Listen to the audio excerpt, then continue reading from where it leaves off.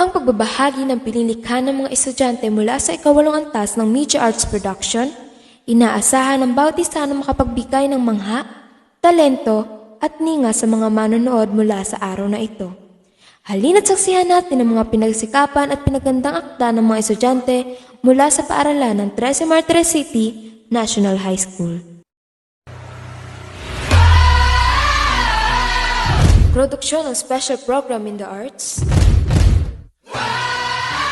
mula sa mga estudyante ng 13 Martires City National High School. Mahusay na ipapakita ng LEVI CELERIO. George A. Outputs.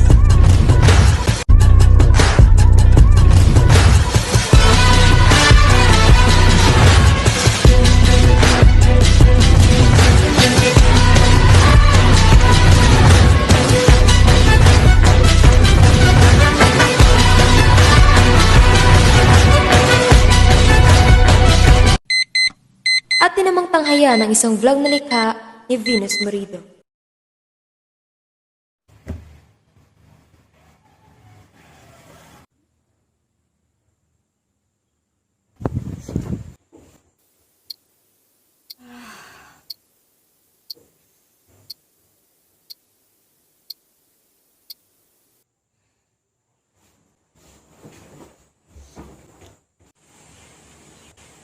Nagising ako tanghali. Lo.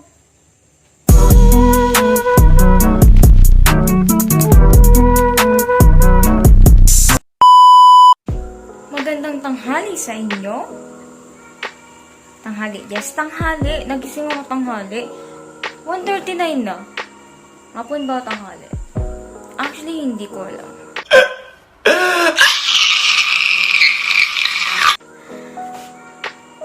So, since we're going to vlog, I'm getting sorry sa lighting. I actually don't know how to, but I'm going to try my best to show you my life in just one video. She was bluffing. She got lazy. One video. But I'm telling you, this would be boring. I'm warning you. For real. But I'm going to try my best. I have a stomach ache. I'm just going to the bathroom first. And all your time waiting for that second chance, for a break that would make it okay.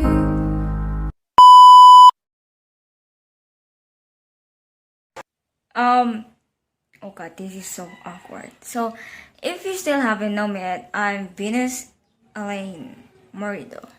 But I'm going to name my channel Sigmoria because, no, how about Aphrodite? And that's how our channel name was made. If you don't know what today is, it's May 2, 2021. At ang plano ko ngayon sa video na to is pakita kung ano yung gagawin ko sa ngayon.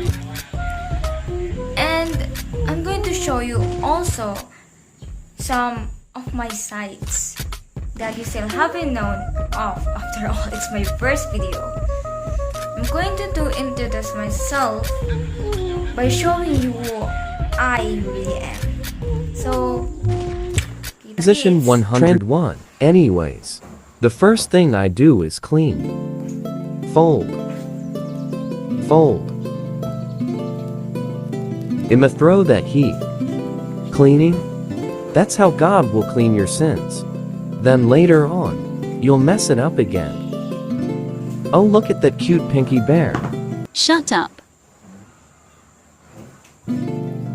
That feeling of moment after cleaning my bed. Warning, the next upcoming clips contains dumbness.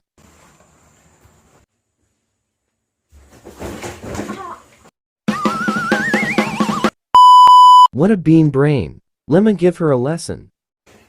Woof, never mind.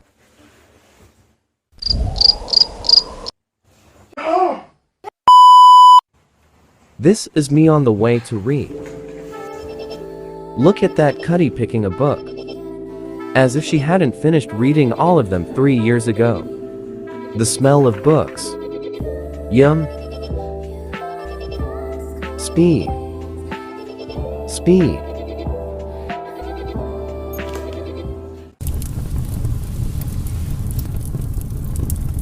Init! Because you're hot.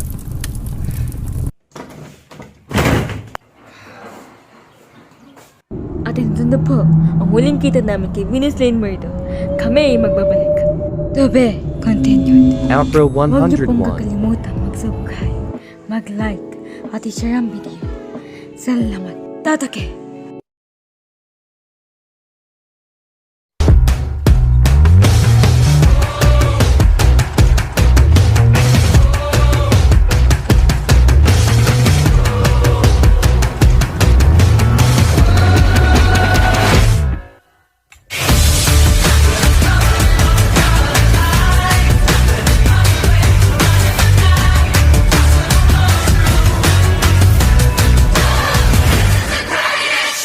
Narito naman ang isang podcast na nagsalaysay ng isang istoryang nakakakilabot at puno ng misteryo.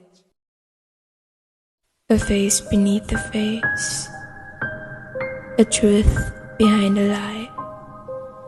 A story covered by a story that only the witness chooses to speak. I am Hannah Princess Rebecca Pao, the one who will uncover every facet. Storyteller, spoken, and the witness. Philippines on May 18, 2021. Here to speak for a writer's running mind. This is Enigma Podcast. Story written by Venus Marido and edited by Jewel Cassandra. Split personality. One night, back 1999, a young woman was all alone in her family's house, stuck in her small bedroom painted all red. There was no star to see because of the dark clouds. Every window in their house is closed, and all of the doors are locked. Today was supposed to be her special day, but they were all gone. Every year and every exact day, she always wishes for a birthday cake, but there was none. She was hugging her knees, rocking back and forth to calm herself because of the rain. The stench of iron in every corner of her room was wringing her nose. A liquid running down her face in slow motion. She ignored the sounds of her scheduled alarm. She couldn't help but to bite her lips. A birthday is a special day. A birthday is a happy day. A birthday is a colorful day, she thought. A couple of minutes went by and the only thing she can hear is the sounds of droplets coming from the roof.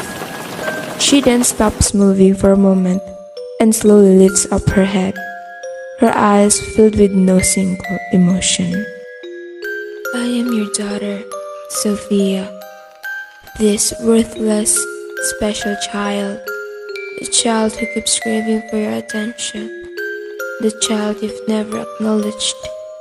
And the child you've never loved. For years, I was kept behind in the darkness. She chuckles. You dare to forget me? She said with her voice full of confusion. But then after a few seconds, she slowly smiled and laughed so loud, with her back arcing, making her brunette hair fall. She then stood up and kissed her mom and dad, each on the cheeks. The birthday cakes were already prepared. The only thing missing was to blow the candles. Sophia closed her eyes and wished in her head before she blew the candles. And both of her mom and dad's face disappeared along. She yelled the word, "Oops," and turned on the lights. Sophia grinned as she walked closer to them and carried both of their heads. Both of her parents' blood was used to cover the shabby walls of her old room. She took the candles, each from her parents' eyes, and began feasting on them, just like a birthday cake. And that was 22 years ago. A brunette woman was wearing a blue uniform with patches on the left side of her pockets. The woman was the talk of her workers about her being a hooker in that old age, as she changed her surname every month. However, despite of her works, she is a professional prosecutor and can easily solve uncanny murder cases. She's currently driving on her way home. The streets aren't packed, and no other than her can be seen. She noticed while driving that droplets of rain started to hit the roof of her car, and she smirks as seconds passed by. She parked in front of her house with no lights on, opened the door with her keys, and saw a sight of her husband and her only daughter holding a gift. The daughter yelled, "Happy birthday!" loudly, without caring about the stains of her clothes. She smiled so wide that it even reached both of her ears. Sophie approached her daughter and patted her head before holding the gift. "Didn't I tell you? Be nice to your stepdad. Now I have to replace another one for my little cutie," she said and pinched her daughter's cheeks before she raised the head of her currently dead husband, kissed it passionately until her daughter spoke, "The rain told me," and decided to play with her little toy, repeating the same noise of dots and lines. Sophia then suddenly thought of a flashback. It was before the year 1999 happened. She was an innocent child that loved mystery books because of her father, who is police officer. She always sees him as her idol. She always thought that she is lucky to have a father who saves people's lives. Not until she witnessed that night, she heard of her father's footsteps from downstairs. Every step and every noise it makes freaks her out, as she can only understand what the noise means. When she was young, she was fond of Morse codes, an alphabet or code in which letters are represented by combinations of long and short signals of light or sound. She was so scared of the rain and her father, as the sound of the rain hitting the roof and the sound of his father's shoes always tell her to kill them. It was the start when her memory started to get less and less. Her life started to be uncanny and enigmatic. The death of her pet, the death of her birth mom, the death of her friends. My dad always approached me to never say anything, and so I did. I always follow everything he says. Not until the year 1999. A part of her started to show itself from that night, after getting thousands of bruises and scars from her father, after thousands of men pushed themselves to her, ordered by her stepmother. She got bored after getting the same punishment. She wanted more bloody and more brutal, but it wasn't enough. For the past years, her dad did everything just to hide that his daughter killed her pets, her mom, and her friends, even though he's a police. He always orders little Sophia to never say anything about her crimes. However, her biggest desire is to get punished, as it satisfies her. She murdered, tortured, kidnapped, raped, and ate hundreds of people to be punished. But she keeps getting away from her crimes because of that person. Who is that person? The person other than her father that knows all of her doings, all of her crimes, and all of her sins, that is deeply buried away from the reality. It is the real Sophia.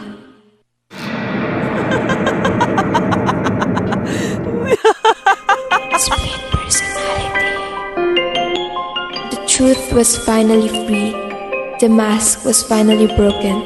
The story finally prevailed with a word that ends with a period. Is also the final end of the story. The story of someone, the story of history, and the story of my mother.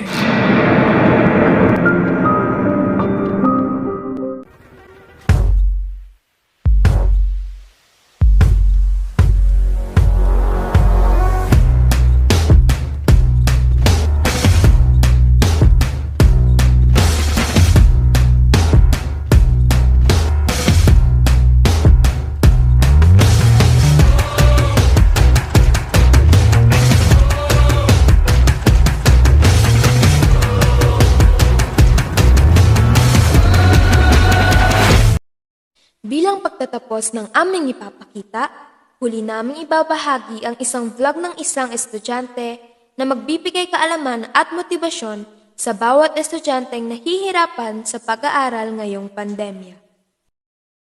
Hi there guys! Welcome back to my YouTube channel.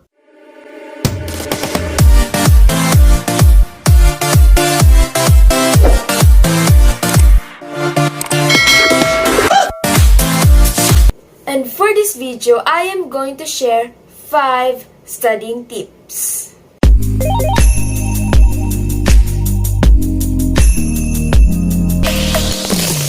So yun na nga, tara na't magsimula. Tip number 1. Have time management. From online or module, sa bahay lang tayo. And syempre, habang nasa bahay tayo, gagawin din natin yung mga responsibilities natin. Pagsasabay-sabayin, yun lahat at ang pag-aaral. And that is where the importance of time management enters. Sabi nga nila, time is gold. So, dapat papahalagan natin yung bawat oras. So, isa sa mga advice ko or recommendation ko for this time management is to set alarms. Ako, lagi ko itong ginagawa para mareremind ako kung ano yung gagawin ko sa time na to. Kasi, hindi nakakalimutan ko yung mga gawain ko.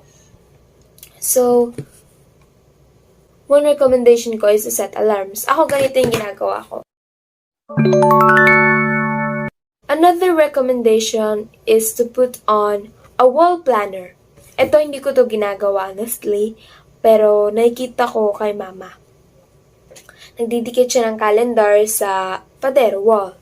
And then, minamark niya yung mga important dates para wala siyang malalagpasan, walang masasayang, ganon. Yun na nga, if you'd like to have good grades,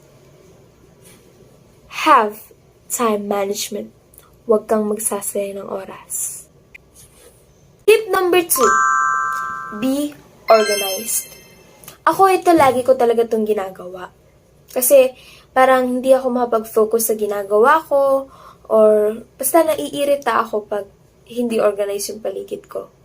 So, recommendation ko is, for this tip is, organize your environment as much as you organize your thoughts. So, watch me clean my environment. So, as you can see, it's really messy. So, yun na nga, let's clean and organize things.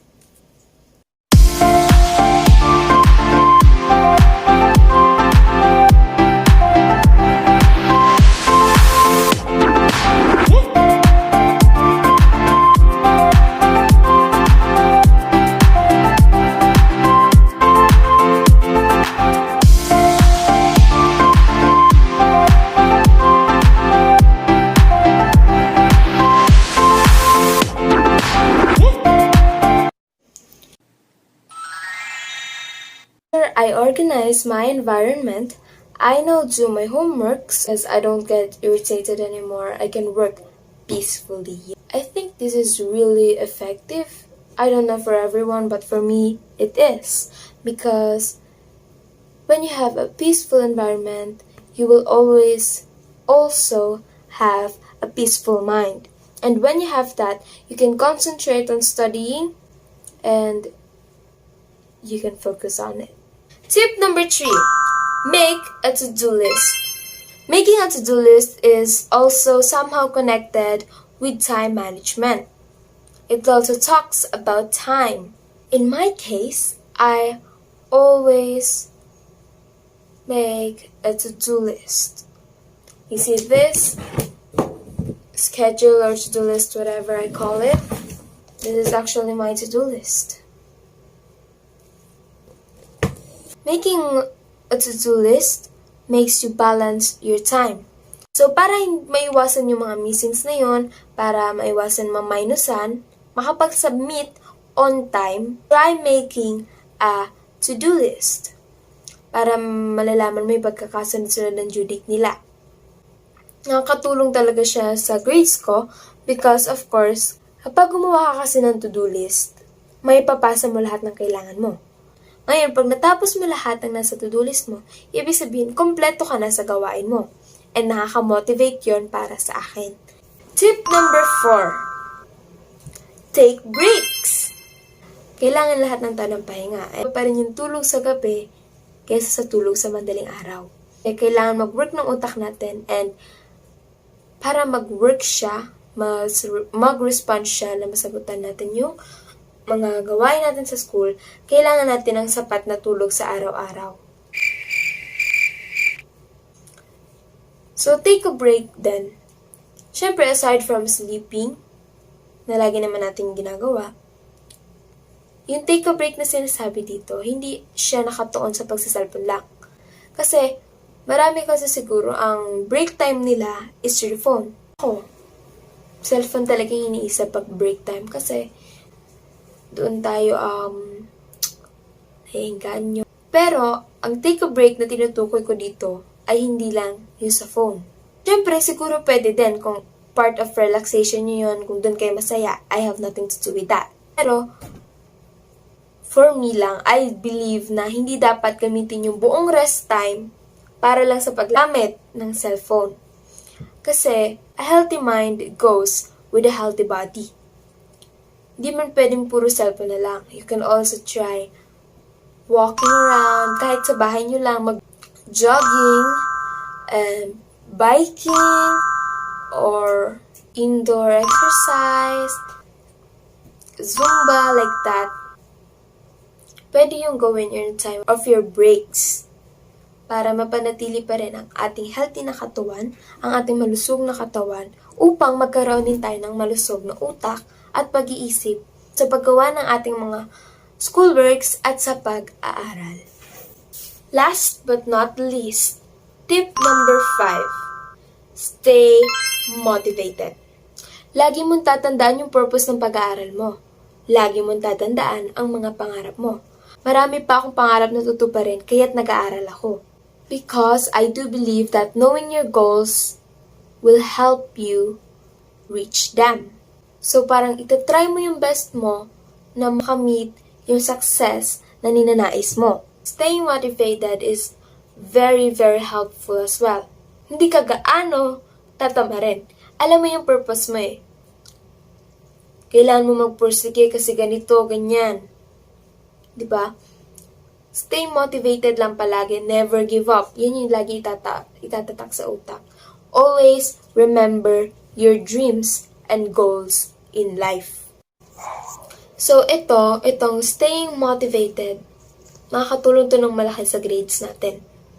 Siyempre, pag motivated kang mag-aral, mag-aaral at mag-aaral ka talaga. Kaya, keep yourself motivated. Always look for the bright side of things. Iisipin mo siyempre yung magiging epekto nun. Pag lagi kang motivated mag-aral, siyempre, magiging stable or tataas pa yung grades mo. At kapag nangyari yon, masasubmit mo lahat, mag-i-improve yung sarili mo, mas may reflect mo na mas maayos ang sarili mo in everything you do. And also, kapag lagi mo kasing tinitingnan yung bright side, lagi ka ding magkakaroon ng positive thoughts.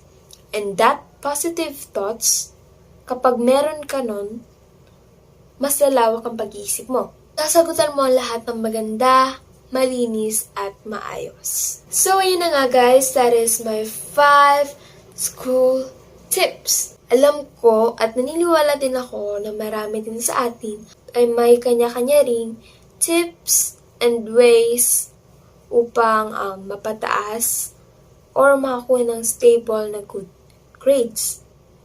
Iba-iba sila ng ways ng pag-aaral. Siyempre, iba-iba din naman ng mga tao.